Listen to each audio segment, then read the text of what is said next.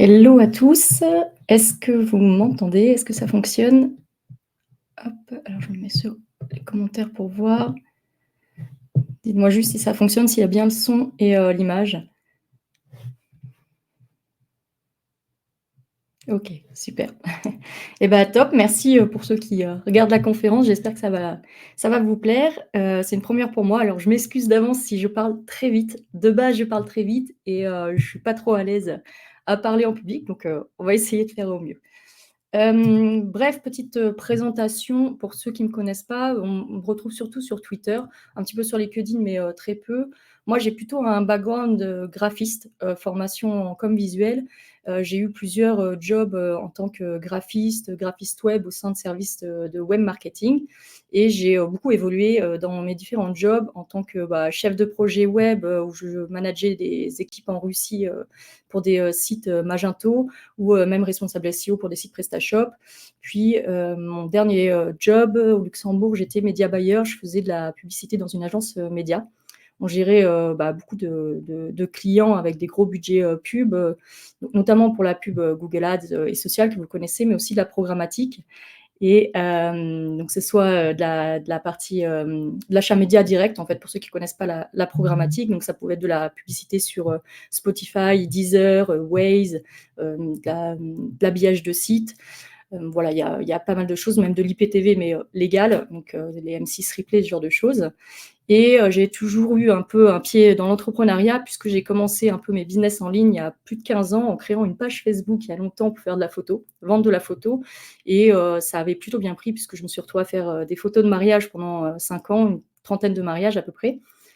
J'ai perdu la passion de la photo depuis, et mes business, je les ai fait un petit peu évoluer avec, des logos, cartes de visite, flyers, sites web, en allant démarcher directement les entreprises dans ma ville, en fait, tout simplement. À l'époque, c'était beaucoup plus facile de démarcher et d'aller, essayer de trouver, des entreprises avec qui travailler comme ça. Maintenant, c'est plus différent, enfin, c'est plus difficile. Depuis, j'ai intégré tout ce qui est CM et strat digital. Je fais beaucoup moins de créa, c'est pas, la partie qui me plaît le plus maintenant. Et il y a à peu près, 2 ans et demi, je dirais, je suis rentrée dans le monde de l'édition de sites, en rentrant dans des groupes Discord, SEO, et cetera, et j'ai commencé à créer, pas mal de petits sites, affiliation, vente de liens, dropshipping et il y a vraiment un monde totalement différent entre faire du SEO pour, les jobs où on bosse en fait, les clients quand on est consultant ou quand c'est pour nous. Vraiment, si vous n'avez pas votre propre site, je vous conseille vraiment de créer votre site. C'est la meilleure école. C'est là que je me suis vraiment le plus formée finalement, c'est quand j'ai commencé à créer tous ces sites-là et je me suis rendu compte que tout ce que je faisais avant, c'était en SEO, c'était limite de la merde. Clairement, là, je me suis le plus formée et j'ai appris énormément. Voilà, ça me permet de tester en fait des choses sur mes propres sites, mettre en place, des choses et ce qui marche, je peux le mettre à profit pour mes clients et c'est vraiment ce qui me plaît. Et du coup, ça fait 1 an que, j'ai quitté, mon job et que je me suis mis vraiment à 100 sur, le business de freelance et de bosser pour mes clients et sur mes sites. Donc maintenant, on passe direct, au vif du sujet. Donc le marketing digital, en fait, pourquoi c'est important? Parce que, on est vraiment sur une toile internet, vous le savez depuis longtemps et en fait, le parcours utilisateur, il est plus linéaire, c'est vraiment multiple. L'utilisateur, enfin vous, tout le monde, on est envahi de pubs, de visuels, de newsletters, d'infos et cetera et on a tendance à se perdre et si vous essayez de cibler un petit peu l'utilisateur, vous n'arrivez pas juste à l'avoir avec, juste, des actions d'SEO, enfin en tout cas plus aussi facilement qu'avant. Donc le but, c'est de faire des actions marketing pour aller le cibler dans chaque étape en fait de son parcours et d'activer un petit peu, la mémorisation publicitaire, finalement. Donc des actions en marketing digital, il y en a des tonnes. Vous en connaissez, pour la plupart, le SEO, les réseaux sociaux, faire de l'affiliation, travailler sur les forums, faire de l'audio. Donc la programmatique, je vous disais, c'était de l'achat en direct. On peut aller, faire directement maintenant de la TV segmentée, donc avec les TV connectées. Il y a de l'audio Spotify où on peut faire de la pub directement dessus. C'est, maintenant accessible, c'est plus comme avant où il fallait absolument faire appel à des régies publicitaires. Maintenant, on a beaucoup plus la possibilité de faire, des publicités dessus. Voilà, il y a énormément d'actions à mettre en place et qu'il faut utiliser en tout cas pour cibler l'utilisateur maintenant. Donc dans chaque action marketing que vous mettez en place, peu importe lesquels, peu importe les canaux d'acquisition que vous allez utiliser, il y a, cette stratégie d'avoir en tête le funnel marketing. Le funnel marketing, en fait, il faut l'imaginer, qui représente votre parcours utilisateur. que votre cible qui ne vous connaît pas encore, elle est en haut de cet entonnoir et le but, c'est d'aller tout mettre en place des actions, des contenus, des visuels, en fait, pour qu'il arrive en bas de l'entonnoir jusqu'à convertir. Donc le funnel, pour ceux qui ont vu la conférence de Affiliate SEO, c'est toujours le même principe, c'est 3 niveaux, le top, le middle et le bottom. En top, on est vraiment sur le ciblage large, on va aller essayer d'acquérir du monde, les personnes ne vous connaissent pas encore. Ensuite, on va être dans la rétention, on va essayer de faire de la réassurance, convaincre en fait tout simplement. Et en bottom, on va être sur l'action pure, convaincre directement pour que l'utilisateur passe à l'action et devienne soit un client ou qui remplisse directement à votre besoin de l'action. Donc là, aujourd'hui, on va se concentrer sur le Search Engine Marketing, notamment donc le SIA et la partie sociale, parce que la plupart d'entre vous faites déjà du SEO. Le but, c'est vraiment de comprendre que ces 3 leviers, en fait, ils sont complémentaires. Ça vous permet donc là, avec le SIA, de toucher une cible et de développer la notoriété avec les réseaux sociaux. Donc on va commencer avec le Community Management. Je ne vais pas détailler les réseaux sociaux en eux-mêmes, je pense que vous les connaissez tous, vous êtes tous sur la plupart les réseaux sociaux à titre personnel.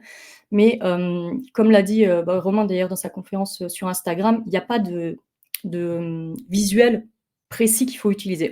Il faudrait utiliser tous les formats possibles qui existent dans l'idéal, mais en fait, ce qu'il faut garder en tête, c'est que votre publication sur les réseaux sociaux, elle va être vue et elle va être oubliée. Donc en fait, vous avez beau passer des heures et des heures à créer un beau visuel, faire quelque chose de bien, ça va être clairement oublié. Donc le mieux, c'est d'être régulier. Donc il y en a, ils vont vous dire que c'est les vidéos qu'il faut faire, c'est des reels qu'il faut faire. Oui et non. Et alors, les reels, ça apporte de la viralité, oui, mais ça ne veut pas dire que ça va convertir derrière. C'est très bien d'avoir 100 000 vues sur une vidéo, mais si vous ne convertissez pas derrière, que ça vous rapporte 0 argent, quel est l'intérêt? Et vraiment, j'insiste sur le fait que c'est le format qui vous convient le mieux qu'il faut créer déjà, parce que si c'est pour créer une vidéo une fois tous les 6 mois, ça sert strictement à rien. Vaut mieux donc être régulier. Et après, le type de format, une fois que vous avez choisi le type de format que vous êtes prêt à utiliser, c'est le contenu qui est dedans qui est le plus important. Donc, pour connaître un petit peu le contenu que vous allez mettre dans les réseaux sociaux, ça va dépendre encore une fois de ce fameux tunnel marketing. Donc, on va aller chercher à attirer, nourrir, convertir.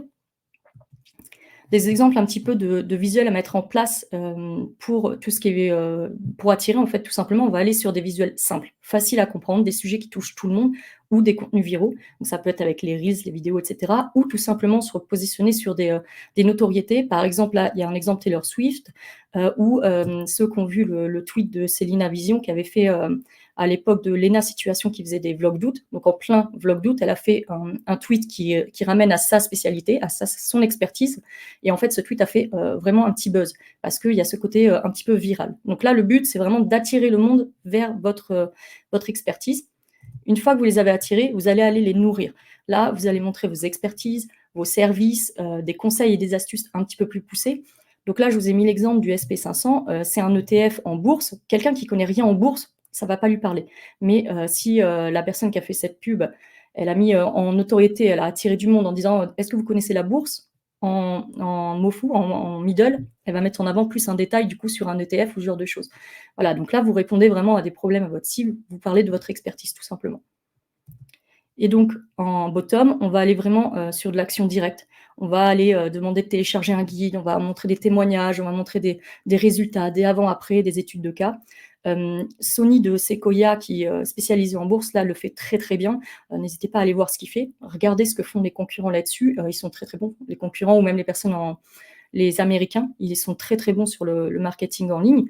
Par exemple, les stories, ça se vend beaucoup, ça marche beaucoup pour tout ce qui est le bottom, pour faire de la vente directement, pour s'inscrire, etc. C'est ce qui sera le plus pertinent en termes de format. Mais encore une fois, ça dépend du message que vous mettez dessus. Donc, pour savoir quel type où concentrer vos efforts, ça va dépendre de votre audience. Si vous avez 0 audience, le but, c'est de faire du top of funnel en priorité. Si vous avez déjà de l'audience, peut-être 1000, 2000, 3000 personnes qui vous suivent, vous allez essayer de convertir. Vous êtes plus direct, plus agressif et vous faites de la conversion, de la promotion un peu plus en masse en tout cas. Pour les sujets des publications, il y a beaucoup de choses qui est faisable. Vous pouvez parler des backstage, des actualités, ce genre de choses, mais ça va être périmable. Ça va se terminer dans le temps, en fait, que si vous publiez des choses qui sont plus evergreen, vous allez pouvoir les repartager. Donc, des leçons, des ressources, des tendances, etc. Ça va vous permettre de directement d'avoir une publication que vous mettez, par exemple, aujourd'hui. Vous pouvez la republier dans 1 mois, dans 2 mois, dans 6 mois, parce que c'est un truc dans le temps qui fonctionne. Par exemple, là, le sujet de ChatGPT, il peut être décliné en plusieurs angles. 10 tips ChatGPT, 6 astuces pour utiliser ChatGPT, pourquoi vous devez utiliser absolument ChatGPT. Finalement, le texte que je mets dedans, il est quasi similaire. C'est juste la tournure des choses, c'est les angles en fait dans lesquels je vais diriger ma rédaction et en tout cas le contenu de ma publication. Et en plus de ces angles, on va aller travailler plusieurs formats. Ça peut être des articles de blog, des posts Facebook, des stories, des reels, des vidéos. Et vous pouvez vraiment le décliner pour avoir finalement des milliers de contenus. Donc un sujet, vous le déclinez en plusieurs angles et après en plusieurs formats, ça vous fait des milliers de contenus finalement pour un sujet. Et c'est comme ça que vous allez travailler tous vos réseaux sociaux. Donc c'est vraiment chercher les sujets et les faire en masse finalement. La plupart d'entre vous, de tout le monde finalement, utilise, ChatGPT. Je vous conseille vraiment, si vous utilisez ChatGPT, du coup, de lui dire d'intégrer des émotions. C'est comme ça que ça fonctionne avec les réseaux sociaux. On le voit, rien qu'avec Discover, c'est, des titres, putaclic. Bah, c'est ce qui marche aussi sur les réseaux sociaux. Mettre en avant le côté émotion, il n'y a peut-être pas besoin d'être, aussi extrême que, certaines publications Discover, mais en tout cas, ça y joue. Pensez à dire à, ChatGPT d'utiliser les frameworks de copywriting, ça aide vachement ou tout simplement qui pose des questions dans les textes de publication parce qu'on est sur des réseaux sociaux, donc il faut vraiment de l'interaction. Et autre petite astuce, vraiment dans tout, quand vous utilisez ChatGPT, pensez à lui dire de changer la température quand il va répondre, parce que c'est ce qui influe aussi, la qualité de sa réponse. Ça peut être, si vous donnez aucune, indication, ça va être des réponses factuelles. Si vous lui dites de répondre avec une température de 0,8, on sera sur des réponses créatives. Donc c'est beaucoup plus, intéressant et ça évite, qu'on remarque tout de suite qu'il y ait du robot derrière. C'est beaucoup plus sympa. Pour le design, je ne vais pas forcément détailler là. Ça va dépendre de votre appétence avec les outils, de créa. Bon, bien évidemment, il y a Photoshop, Illustrator pour ceux qui sont plus à l'aise, mais le meilleur outil pour le community management, c'est Canva. Alors, s'il y a des graphistes qui regardent, je suis désolée, de dire ça, mais c'est le cas. Le but, c'est pas de remplacer les outils de créa, c'est d'utiliser en complémentarité. Mais vraiment, il y a des fonctionnalités et d'autres qui sont en train d'être déployées qui sont énormes pour la partie community management.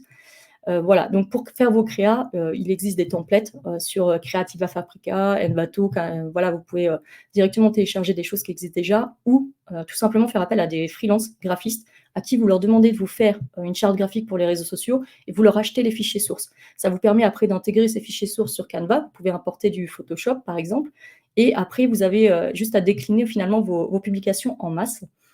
Le plus gros du travail que vous avez à faire quand vous faites pour les réseaux sociaux, c'est surtout la couverture. Parce qu'en fait, les gens regardent que ça. C'est ce qui va les permettre de les stopper pendant qu'ils sont en train de geeker sur le téléphone, en train de scroller, le soir sur leur canapé. Voilà, c'est vraiment le visuel, de la couverture qui est le plus important à travailler. Donc là, je veux juste vous montrer sur Canva, une fonctionnalité que j'utilise. Alors je vais vous la montrer. Alors je ne sais pas comment arrêter le partage là. Je vais remettre. Hop.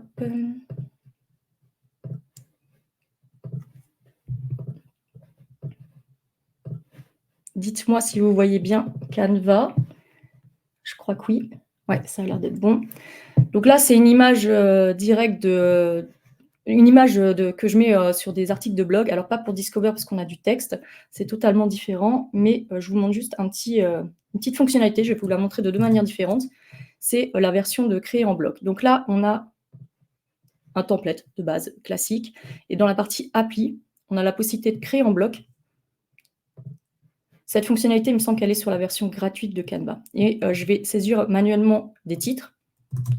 Et là, je pourrais mettre des images manuellement. On va en mettre quelques-unes juste pour montrer pour l'exemple. Hop. On va en mettre 4. Ça suffit largement. Voilà.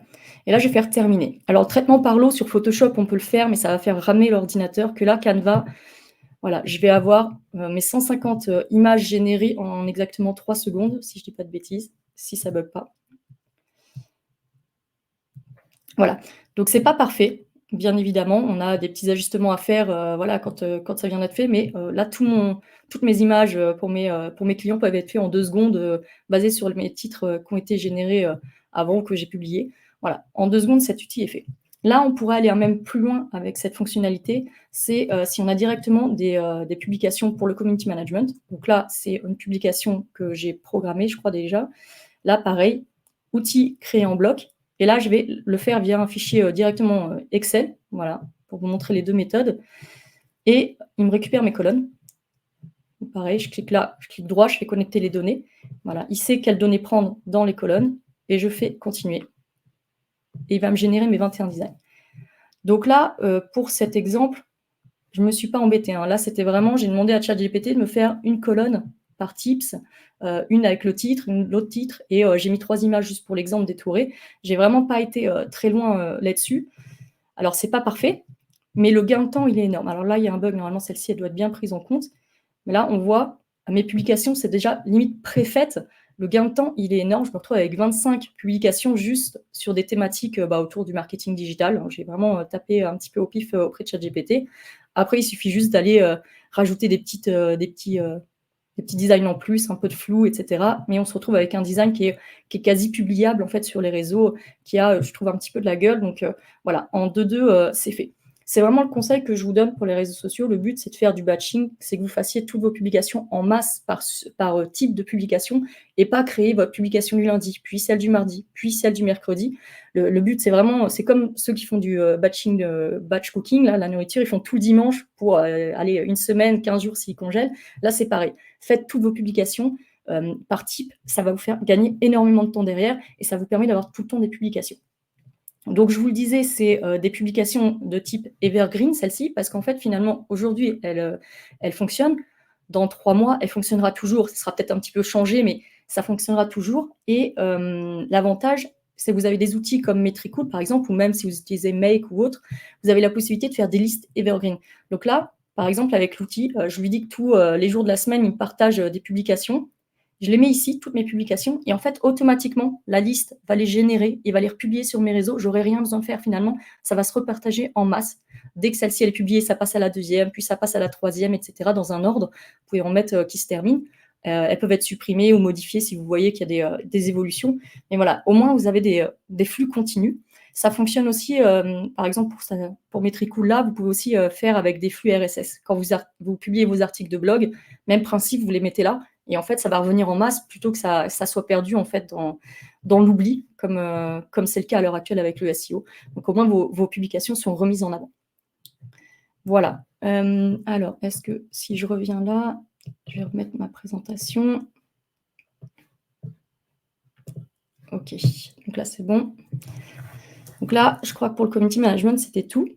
On va regarder un petit peu donc le SIA. Le but, c'est vraiment de toucher la cible immédiate. Donc le SIA, je ne vais pas revenir trop en détail sur ce que c'est. Pour la plupart, vous le savez, c'est donc se positionner sur des mots-clés sur la SERP. On va aller chercher des intentionnistes purs.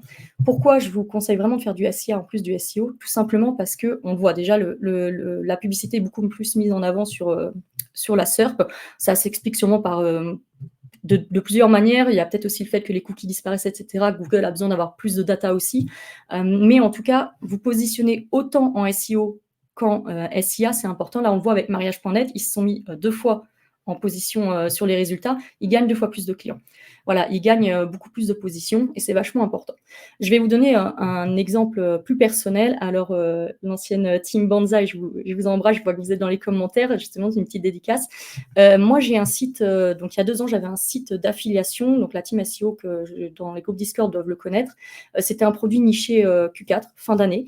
J'étais positionnée 5e sur le mot-clé principal qui avait beaucoup de recherches en fin d'année. Le premier, c'était quelqu'un qui bossait chez Next Level, qui était vraiment bien positionné. Son site, il est d'ailleurs toujours très bien premier. Et moi, j'étais déjà contente d'être 5e et de prendre ma petite part dessus. C'était qu'un site SEO et j'avais un peu de CM, j'avais pas de pub du tout. Mon collègue travaillait pour un magasin national. Voilà, je ne rentrerai pas forcément dans le détail, mais ils ont rentré ce produit-là à vendre en magasin et ils ont fait une landing page.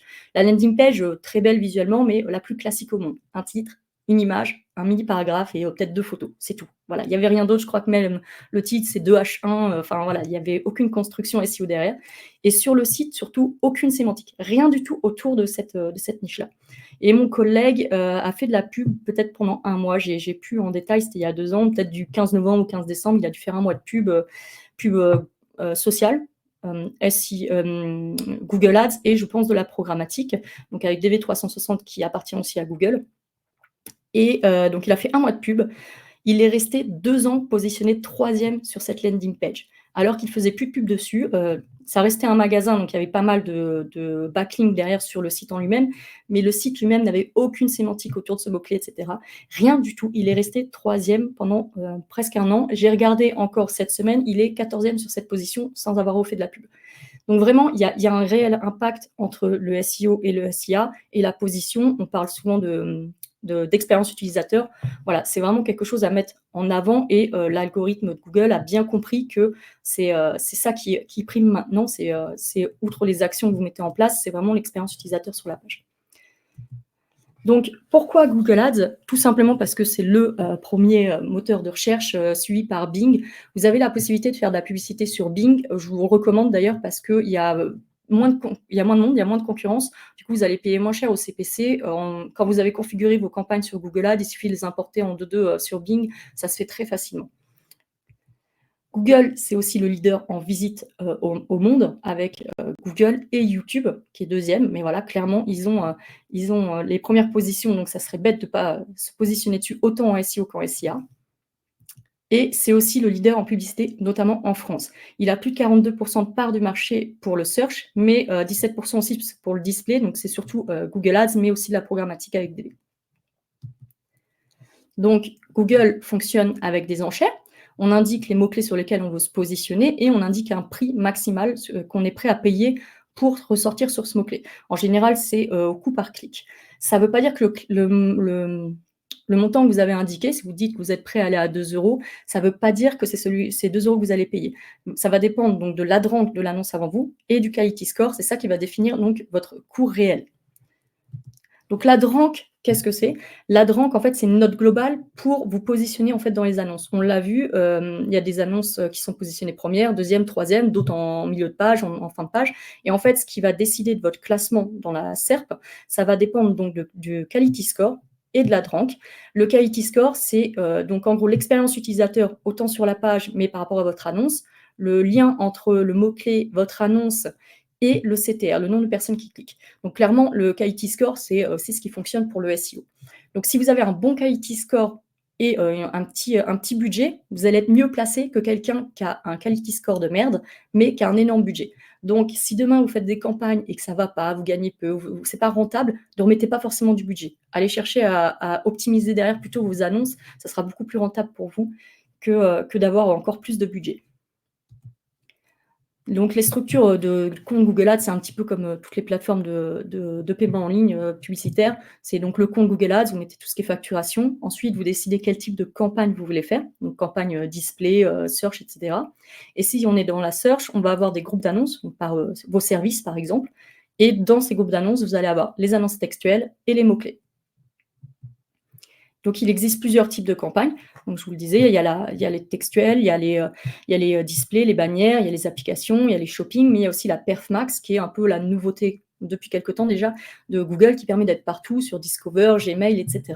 L'avantage, c'est qu'on peut être partout, ça nous coûte moins cher et on élargit le bassin d'audience. L'inconvénient, c'est qu'on a peu de data, en tout cas pour aller un petit peu optimiser la campagne. Donc, si on regarde un petit peu les annonces textuelles de Google Ads, bon, elles fonctionnent un petit peu comme les métadescriptions finalement du SEO. On va avoir donc le titre, les descriptions, on va avoir aussi des extensions d'annonces. Les conseils que je peux vous donner, c'est déjà de mettre en avant des chiffres. La livraison offerte, 60 €, ça c'est très parlant. Ça permet d'engager beaucoup plus facilement. Il faut remettre votre mot-clé. Le mot-clé de votre campagne, ici c'était la campagne brand Sephora. Ils ont remis le mot-clé dans la description. Ici, déodorant naturel, pareil, il est remis.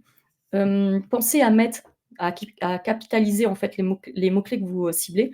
C'est pareil en SEO. Ça fonctionne bien en SIA. N'hésitez pas à faire la même chose en SEO, de mettre des majuscules. Ça, c'est top. Des extensions d'annonces.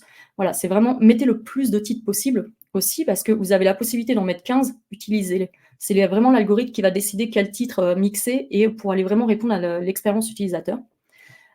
Finalement, le plus dur dans Google Ads maintenant de créer des campagnes, c'est pas de gérer les mots-clés, etc. C'est de gérer l'efficacité de l'annonce. Donc vraiment, vos annonces, elles doivent être entre bonnes et excellentes. Si vous êtes en dessous, clairement, je vous l'ai dit, le quality score, il sera mauvais et vous allez payer plus cher en fait en CPC et ça sera pas forcément rentable pour vous. Donc vraiment, travaillez là-dessus. sachez qu'en fait, quand vous créez des campagnes maintenant sur Google Ads, vous avez le droit à un expert qui vous appelle tous les 3 mois, que vous soyez, particulier ou agence, hein, c'est pas, vous avez le droit et c'est ce qui vous le dira, il vous optimisera un petit peu ça, il vous donnera des tips là-dessus. C'est vraiment en tout cas la priorité, c'est, la qualité de l'annonce et tout ce qu'il y a autour. Donc l'annonce, c'est ce que je vous disais, mais aussi les landing pages. C'est très bien de faire du SEO, faire plusieurs pages, et cetera, mais avoir une vraie landing page dédiée pour convertir, c'est mieux. Si vous voyez que quand vous faites des campagnes Google Ads, il y a un mot-clé qui ressort bien, un mot-clé qui convertit plus qu'un autre, créez une landing page dédiée et créez une campagne dédiée à celle-ci. C'est comme ça que vous allez avoir un meilleur retour sur investissement parce que vous allez sortir et commencer à faire une surpression juste sur ce qui fonctionne le mieux finalement et aller à l'essentiel.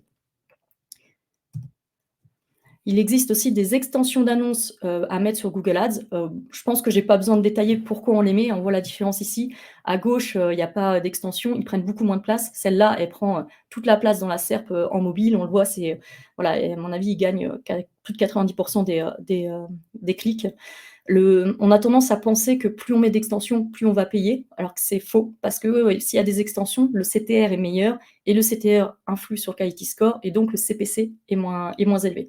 Il existe, une dizaine d'extensions, d'annonces à ajouter, donc mettez toutes celles que vous pouvez, images, extraits de site, prix, promo et cetera. Voilà, essayez de prendre le plus de place possible, en tout cas sur la SERP. Ça, rajouter au SEO derrière, voilà, vous êtes sûr de gagner énormément de clients derrière. Donc, en plus du ciblage par mots-clés, vous avez la possibilité de cibler par audience.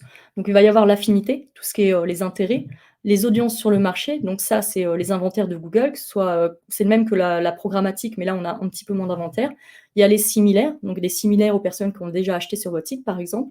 Votre base de données clients, si vous avez un fichier Excel avec 1000 clients, vous l'envoyez, vous pourrez cibler ces clients-là si vous faites une campagne, par exemple, spéciale pour leur dire de s'inscrire à votre programme d'affiliation. Bah, vous pouvez faire une campagne juste à ces clients-là, ça peut être intéressant.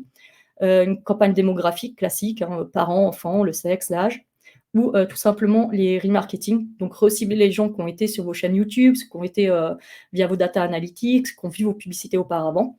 Donc ça, c'est pas mal pour vraiment faire une vraie stratégie en funnel. Et si on regarde un petit peu la partie plus mots-clés, donc je vous le disais, on indique à Google qu'on veut s'afficher, que les pubs s'affichent sur certains mots-clés et on va lui donner des correspondances. Donc il existe plusieurs types de correspondances. Donc si on veut cibler chaussures de foot, en exact entre crochets, on va ressortir uniquement sur chaussures de foot et crampons de foot. Voilà. Sinon, on peut aller un petit peu plus loin avec les expressions, ça va intégrer ce mot-clé dans une phrase. Acheter chaussures de foot, acheter crampons Nike. Ou en large, où là, on va être vraiment sur l'équipement de sport et accessoires de foot. Donc là, c'est vraiment à vous de cibler un petit peu le mot-clé pour voir si c'est plus pertinent d'être plus en large, peut-être pour les campagnes notoriété, mais si vous voulez faire vraiment de la vente pure ou autre, peut-être d'aller dans des mots-clés d'ultra niche, comme le SEO finalement. Pour trouver des mots-clés, du coup, il y a plusieurs méthodes. Il y a le planificateur de Google Ads, c'est le meilleur outil parce que ça va vous donner l'estimatif basé sur l'historique. En fait, il va même vous donner le CPC estimatif et le nombre de clics que vous pouvez gagner sur les mois qui suivent.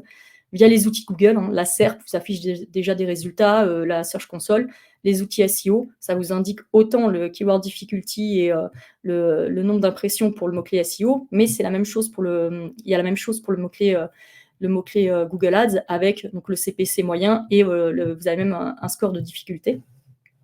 Il y a les outils IA, vous demandez à Gemini ou à ChatGPT, ou vous pouvez utiliser des outils comme Keyword Cluster Tool pour aller mixer les datas entre elles et vous permettre de créer plein de mots-clés un peu ultra nichés avec les correspondances. Donc, les structures de campagne, il n'y a pas vraiment de règles. En vrai, c'est la vraie règle, c'est de tester. Tester parce que ça va dépendre de votre cible, de votre produit, de votre offre, de votre secteur. Mais il y a quand même des bases un petit peu à prendre en compte. C'est par exemple de créer une brand. La brand, c'est celle qui va vous cibler sur votre propre marque. Ensuite, celle plus intentionniste, on va aller faire de la thématique vraiment de vos services et les perf max. Alors, c'est pas obligé de tout faire. Moi, j'aime bien faire une perf max parce que ça permet d'élargir le bassin d'audience. On va regarder un petit peu plus en détail. La brand, pourquoi là, je vous ai mis l'exemple de Podia. Podia, j'ai tapé Podia, j'allais prendre un abonnement chez Podia, clairement, et quand je tapais leur nom, je suis arrivée, il n'y avait aucune pub de Podia. Voilà, c'était Call Me Media, Easy Course et Teach Easy.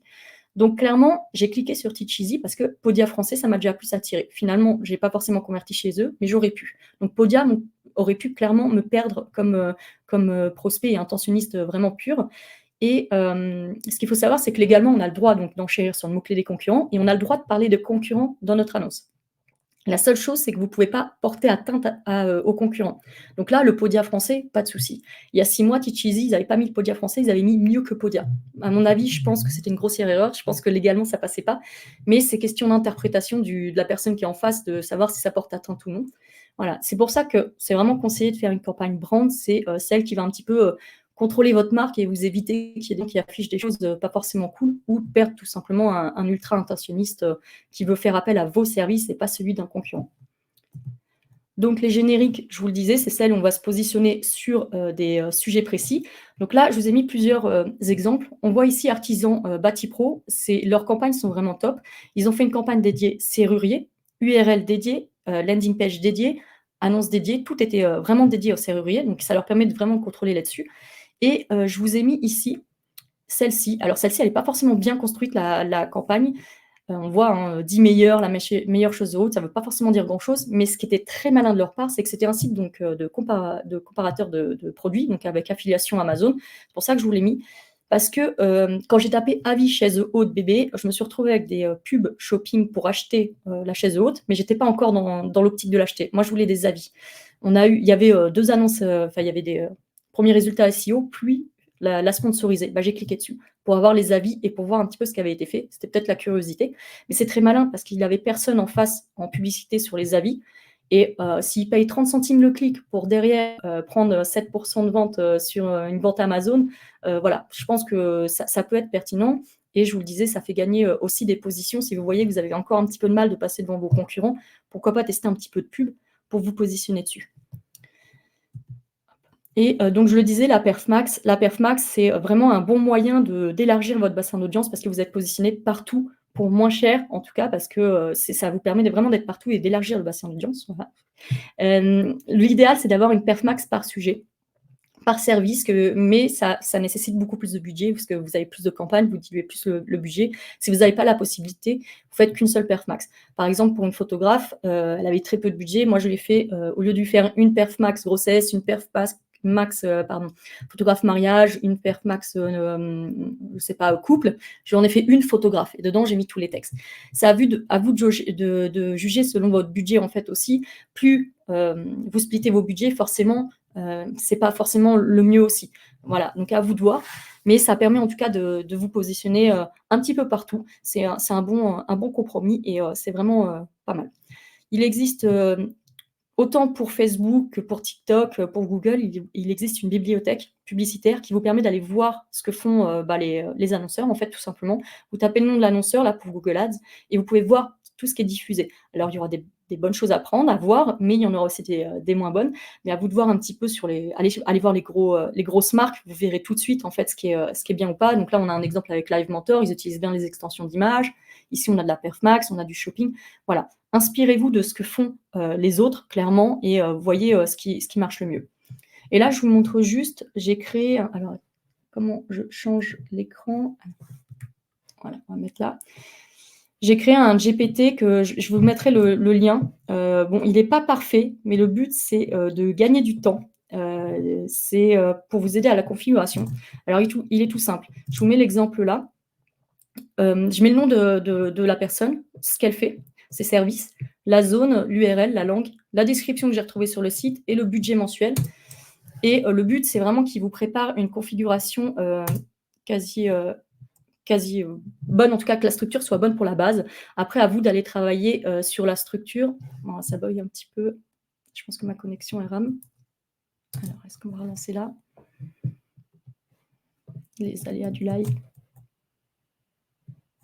Juste attendre que ça charge. J'aurais dû le lancer avant. Je vais le lancer juste à côté. Donc, c'est un outil, c'est un GPT. Vous pouvez le créer vous-même des GPT. Je vous conseille d'ailleurs de le faire. C'est vraiment du gain de temps énorme pour vous. Ça ne marchera pas. Ça ne marchera pas, ça rame trop. J'essaie de le lancer de l'autre côté, ça ne marche pas. Bon, je vous mettrai le lien, vous testerez. Mais le but, c'est qu'il vous prépare une structure quasi toute préconfigurée. Vous avez juste après à mettre vos mots-clés dedans. Il vous en propose aussi. Mais au moins, vous avez la bonne structure qui est déjà configurée. Voilà. Je vais vous mettre le lien direct, vous testerez parce que ça ne fonctionne pas. Je pense que la ChatGPT, je l'ai cassé. Ça y est. Je ne sais pas si je peux déjà partager le lien sur les chats. Non, je ne peux pas. Mais c'est pas grave. Du coup, je vous remettrai le lien. Là, il y a un QR code, vous pouvez le retrouver déjà là et je vous mettrai le lien dans le chat. Voilà. En gros, regardez un petit peu ce qui se fait chez les concurrents avec la bibliothèque et voilà. Du coup, c'est la fin pour moi. Je ne sais pas si j'ai parlé super vite et je pensais avoir un peu de temps avec le GPT, mais ça n'a pas l'air de marcher. Je suis désolée.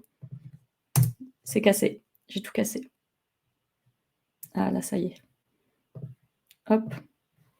Non. Hop, est-ce que j'arrive? Je ne suis pas certaine. Je vais le lancer en fond. On va peut-être regarder les questions en attendant. Peut-être qu'il va se lancer entre-temps. Non, ça ne veut pas. Voilà. Du coup, je ne sais pas si on peut regarder déjà les questions. Hop. Nickel. Super, voilà. merci beaucoup Julie pour ta conférence. Désolée, je parlais un peu vite. Et puis la petite fin, ça ne marche pas. Je le lance en fond pendant les questions. Si ça se génère, on regardera un petit peu. Bravo en tout cas, bravo Julie pour cette première. Merci, j'espère que ça a conduit. Je n'ai pas regardé du tout le chat pour éviter de me bloquer dans le truc. Non, et tu as raison, il ne faut surtout pas regarder le chat quand tu es en live. Mais non, il n'y a pas eu de contraire. Il y a quelques petites questions. Je pense qu'on va en avoir d'autres. Mais en tout cas, félicitations pour ta première conf et un plaisir que tu la fasses chez nous au Learning House. Donc, merci beaucoup. On va pouvoir prendre les premières questions. Juliane, si tu veux en commencer. Ouais. Allez, je commence. Alors, tu en as un petit peu parlé, mais Bison demande pour Google Ads, est-ce que tu conseilles Performance Max ? La search, c'est pas mal parce que ça permet vraiment de contrôler, de voir le détail. On voit vraiment les mots-clés qui fonctionnent bien. La Perf Max, on a peu de data. Il y a eu une mise à jour, je crois, il y a 15 jours, j'ai vu passer sur le Search Engine. On va avoir plus de data, notamment sur l'exclusion des mots-clés.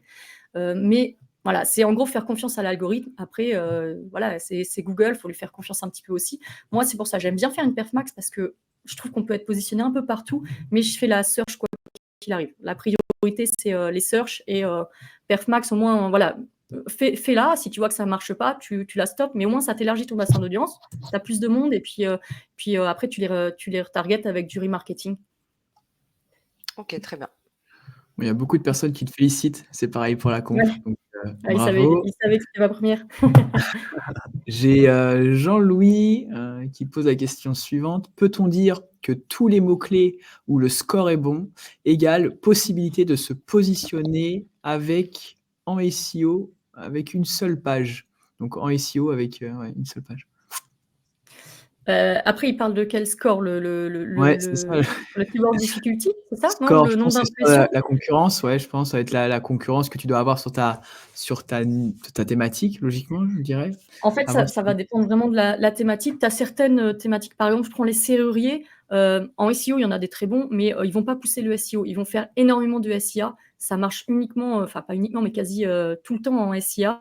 Le CPC des serruriers, c'est entre 8 et 10 €, tellement qu'il y a du monde, de la concurrence dessus, alors que d'autres mots-clés, ça va être du 30 centimes.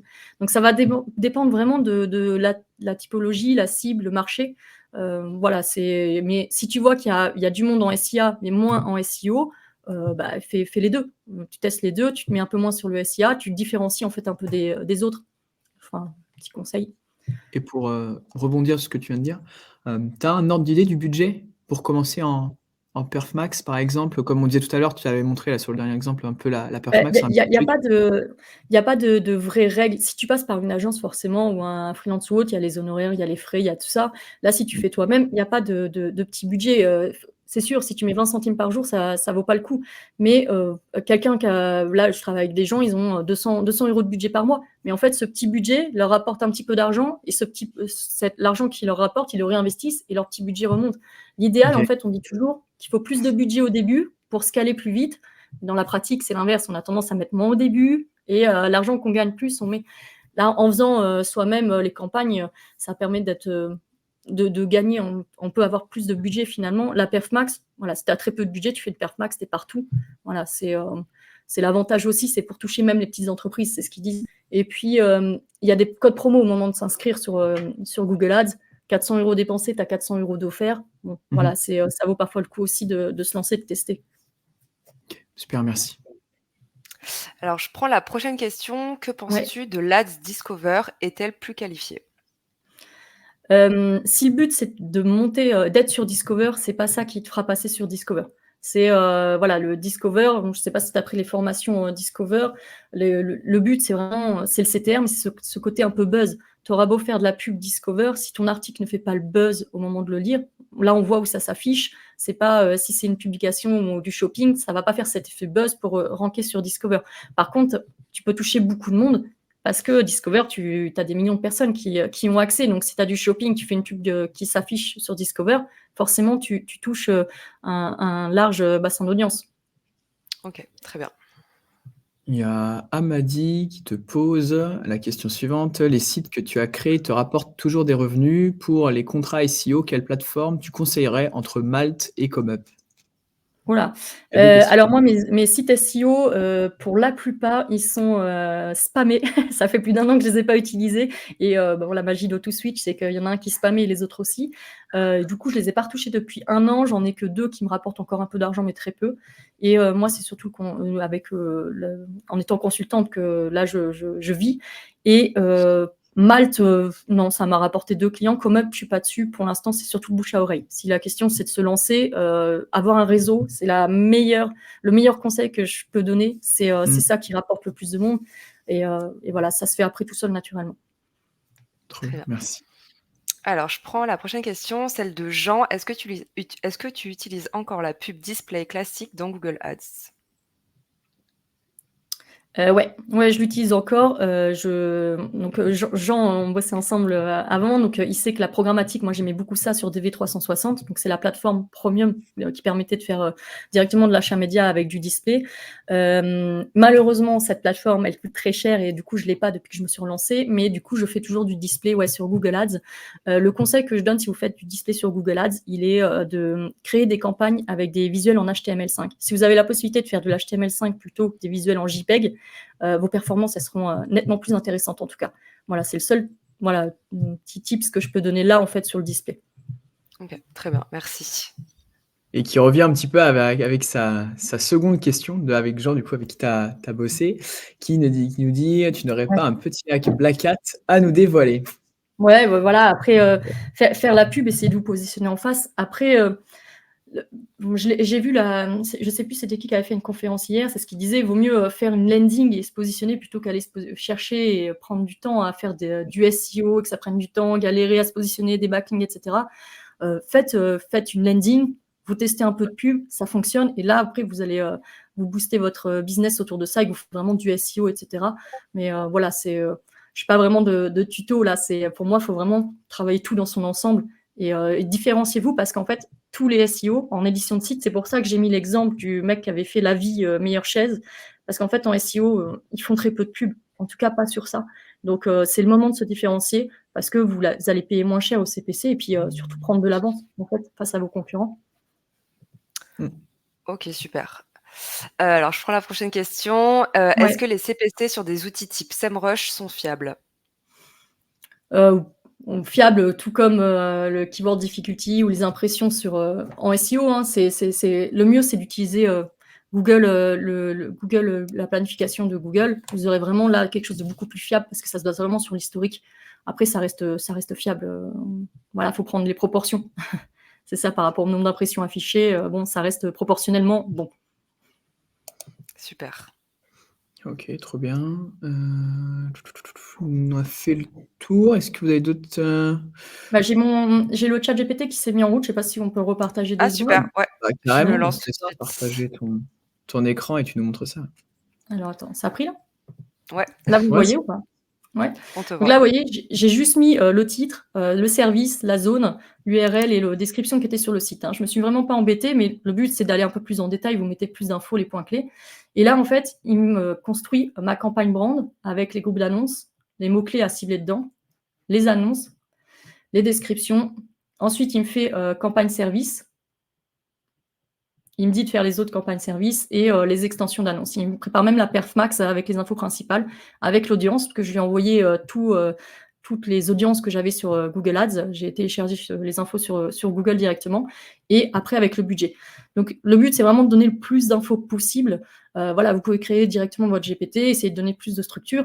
Mais voilà, ce gain de temps, il est énorme, c'est pas parfait. Le but, c'est d'adapter après avec vos mots-clés, etc., que vous trouvez vraiment avec l'outil de Google Ads. Mais au moins, ça fait une base qui est déjà construite avec les infos essentielles à mettre en avant. Et voilà, je pense que ça, c'est du gain de temps. Voilà. Hop. On avait le micro qui était. Ouais, on avait le micro qui était des gros gains de temps, ce genre d'outils. C'est vrai que c'est super intéressant et on le mettra de toute façon dans le replay. On le mettra dans la description du replay dans ces cas-là. Si besoin, je peux vous mettre sur le chat privé aussi. Je sais pas si. Ouais. On verra plus tard. Trop bien. Génial. Voilà. Cool. Il y avait encore 2 autres questions. Vas-y, c'est à toi, Julienne. Je t'en prie. Alors, il y a Amadi qui nous dit comment tu vois l'avenir du SEO avec la SGE? C'est difficile à dire, mais voilà, la publicité, je pense que ça prend tellement d'ampleur. Je pense qu'il y a aussi du fait que les cookies maintenant ne sont plus accessibles, que Google a été un peu bloqué par rapport à ça. Il a jusqu'à présent beaucoup récupéré des données avec Chrome, avec tous les outils qu'il a, et tant mieux. Mais maintenant, il va être un peu plus restreint et je pense que c'est pour ça qu'il met beaucoup plus en avant la partie pub, parce que c'est plus facile d'aller cibler des audiences et il continue de récolter de la data comme ça. Voilà, je pense que c'est indispensable maintenant de passer à la pub, en tout cas si on veut perdurer les sites. Ok, très bien. Je vous ai mis dans les commentaires le lien du GPT pour ceux qui demandaient. On a Jean-Louis qui dit: as-tu testé avec Gemini? Pas du tout. Pas du tout. J'imagine que les datas sont peut-être un peu mieux parce que c'est du Google et Google reste Google, mais je n'ai pas testé. Donc, si quelqu'un teste, je veux bien un retour. Voilà, j'ai pas pris le temps. Trop bien. Ok. Non, on a fait le tour des questions. Écoute, je sais pas si vous avez, il nous reste encore, on a 10 bonnes minutes, un peu plus même. Voir pour nous faire un petit feedback à poser justement à Julie. Ça va checker tout ça. Mais au top. Bon, bah écoute, pour une première conférence, ça s'est bien passé. Ça a été. Ouais, top. Merci beaucoup pour l'invitation. C'est une belle opportunité. Donc, avec plaisir. Avec plaisir. Bon, on a dû faire le tour au niveau des questions parce que j'en vois pas d'autres. Ouais. Donc, on va peut-être pouvoir clôturer là-dessus. On attend quelques secondes. Bravo Julie, effectivement. Beaucoup de... Merci. Il y a de la bienveillance, ça fait grave plaisir. Ouais, ça va, c'est cool. Bon, et c'est ce qu'on recherche et c'est avant tout le but de Learning House. Et puis, merci aussi du temps que tu as pu dispenser pour préparer ta conférence. Merci beaucoup en tout cas, Julie, encore une fois de plus. Et le replay sera dispo avec le lien et tout.